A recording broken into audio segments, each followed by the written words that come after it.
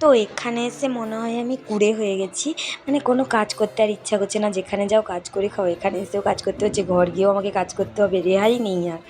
তো যাই হোক, শনিবার দিন সকালবেলা জলখাবারে বানিয়েছিলাম ডিম, ময়দা, পেঁয়াজ দিয়ে একটা সিম্পল জলখাবার, মানে খুব চটপট করে হয়ে গেছিলো আর তেলও কম লেগেছিলো।